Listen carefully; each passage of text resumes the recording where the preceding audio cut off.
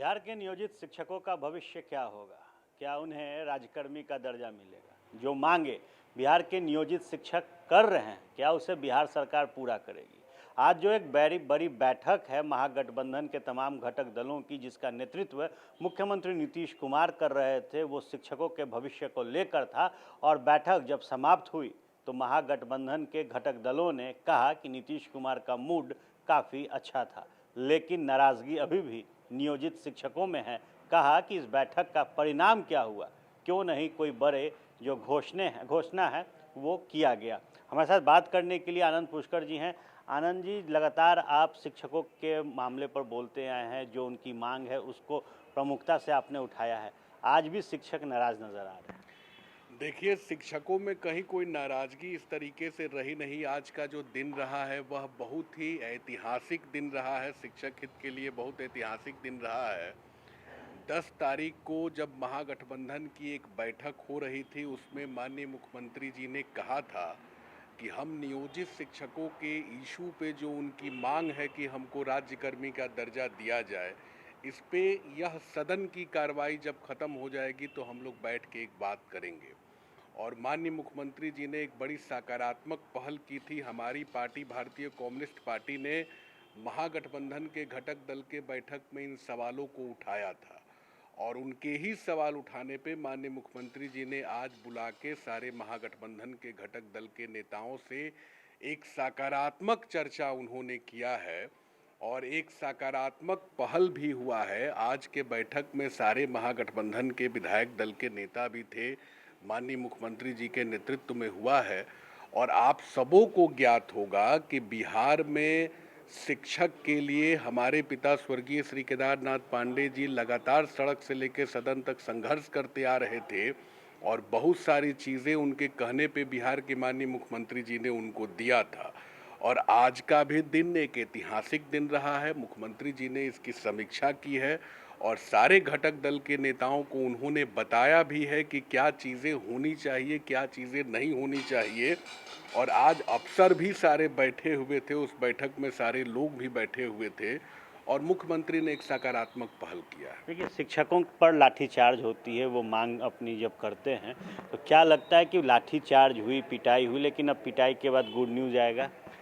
देखिए, पिटाई तो सरकार ने शिक्षकों का कभी किया नहीं। यह जो 11 तारीख को जो आंदोलन हुआ था, उसमें शिक्षक पूरे शांतिपूर्ण तरीके से अपने बैठक में अपनी मांगों को रख रहे थे। कहीं सरकार के पुलिस ने कोई लाठी नहीं चलाई और पहले कभी लाठी चली थी तो उस पुलिसकर्मी पे सरकार ने भारी कार्रवाई भी की है, क्योंकि बिहार के माननीय मुख्यमंत्री नीतीश कुमार शिक्षकों के प्रति बराबर सकारात्मक रहे हैं। और आज आप जरा देख लीजिए कि जो भी यह सारी चीज़ें बनी है, 6,000 से 45,000 तक उनके वेतन को माननीय मुख्यमंत्री जी ने ही कराया। सेवा शर्त नियमावली उनके लिए उन्होंने लागू कराई, ईपीएफ का प्रोविज़न हुआ और वह सेवा शर्त नियमावली में यही बातें तय थी कि नियोजित शिक्षकों को अंतर जिला स्थानांतरण की सुविधा भी दी जाएगी। लेकिन जो सॉफ्टवेयर विभाग के द्वारा नहीं बन पा रहा, देखिए कभी कभी यह जो अफसर होते हैं उनकी मोनोपॉलिसी अपने हिसाब से चलती है और सारी चीज़ों को रोक के वो लोग रख देते हैं।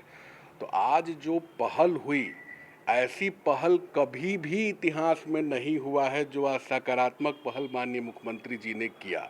और विभाग के अफसरों को भी उन्होंने कहा कि जो यह सॉफ्टवेयर जो नहीं बन पा रहा है, वह सॉफ्टवेयर का विकास होना चाहिए ताकि जो हमारी महिलाएं दूर में हैं वह महिला अपने गृह जिला में जा सके। हमारे पुरुष शिक्षक जो दूर में हैं वह दूर मतलब अपने घर के नज़दीक में जा सके, 10, 20, 30 वर्षा का लाभ उनको मिल सके, उनको प्रोन्नति का लाभ उनको मिल सके, उनकी जो वेतन विसंगति है वो वेतन विसंगति को दूर किया जा सके।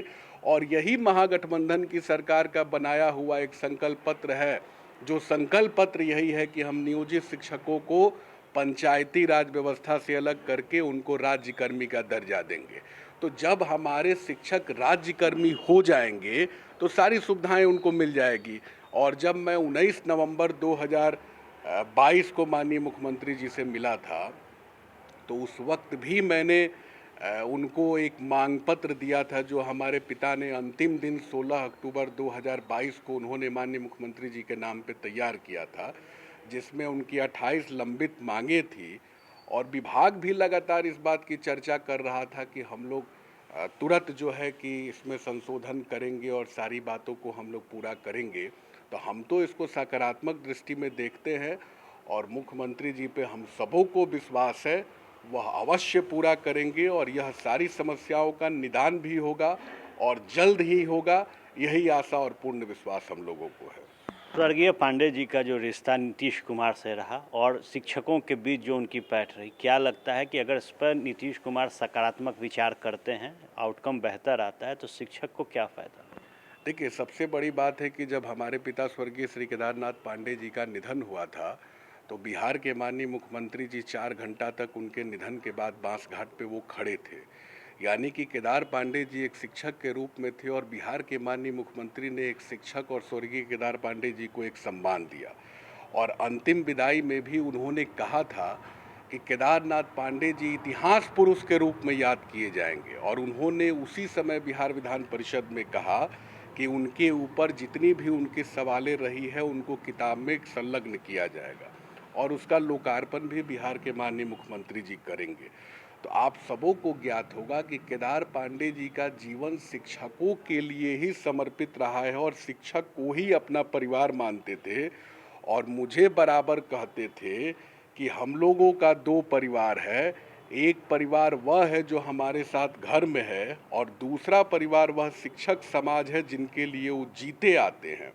तो उनके ही बहुत सारे कार्यों को पूरा कराए हैं और बिहार के माननीय मुख्यमंत्री श्री नीतीश कुमार जी ने ही केदार पांडे जी के कहने पे सारी बातों को पूरा भी किया है। तो मुझे पूर्ण विश्वास है कि केदार पांडे जी के जो शेष कार्य अधूरे रह गए हैं, उनके जो संकल्प अधूरे रह गए हैं, जब बिहार सरकार ने उनको इतिहास पुरुष की उपाधि दी है तो बिहार सरकार के लिए जो मांग वो किए हैं शिक्षक के हित में, जो केदार पांडे जी ने लगातार कई बार सदन में यह सवाल उठाया था कि पंचायती राज व्यवस्था से नियोजित शिक्षक को अलग कर दीजिएगा, राज्यकर्मी दे दीजिएगा, तो राज्यकर्मी का दर्जा जैसे मिल जाएगा तो गुणवत्तापूर्ण शिक्षा का एक माहौल बन जाएगा और बिहार में एक सुनहरा और सुंदर भविष्य की कामना हम लोग कर सकते हैं। देखिए, बिहार में एक सुंदर भविष्य की जो कल्पना है वो अब की जा सकती है। आज जो बड़ी बैठक सीएम नीतीश ने नियोजित शिक्षकों को लेकर अपने महागठबंधन के घटक दल और वरीय अधिकारियों के साथ की है, उसके बाद आने वाले दिनों में बिहार के शिक्षकों के लिए अच्छे दिन आने वाले हैं। जिस राज्यकर्मी का दर्जा नियोजित शिक्षक मांग कर रहे थे वो शायद अब नीतीश कुमार पूरा करेंगे और अगर शिक्षक नियोजित से पूर्ण रूप से शिक्षक बनेंगे तो इससे जो शिक्षा का स्तर है वो भी बिहार में बढ़ेगा। आप सुन रहे थे आनंद पुष्कर को। बने रहे फर्स्ट बिहार के साथ, खबरों का सिलसिला यूं ही चलता रहेगा। ये लो मुंह मीठा करो, आज मैंने अपना जॉब छोड़ दिया, अब हम पूर्णिया वापस जाएंगे। जॉब छोड़ दिया है? मतलब ये घर कैसे चलेगा? हम करेंगे क्या और माँ बाबूजी क्या बोलेंगे? इसलिए मैं एक और मिठाई का डब्बा लाया। अपने बिजनेस के लिए लोन अप्रूव हो गया। अरे लोन अप्रूव हो गया वो तो ठीक है, लेकिन पूर्णिया में हम रहेंगे कहाँ? अपना घर भी तो नहीं है वहाँ। इसलिए तो एक और मिठाई का डब्बा अलग से लाया हूँ। हमने पूर्णिया में घर ले लिया है, पूर्णिया के ई होम्स पैनोरमा में। पूर्णिया में पैनोरमा ग्रुप लेकर आए हैं ई होम्स पैनोरमा। बड़ा घर, आलीशान जिंदगी और अत्याधुनिक सुविधाओं के संग। अरे अरे, अब क्यों मुंह मीठा करवा रही हो? क्योंकि हम घर वापसी जो कर रहे हैं। घर वापसी की खुशी पूर्णिया में ई होम्स पैनोरमा के संग। ई homes panorama, luxurious lifestyle redefined.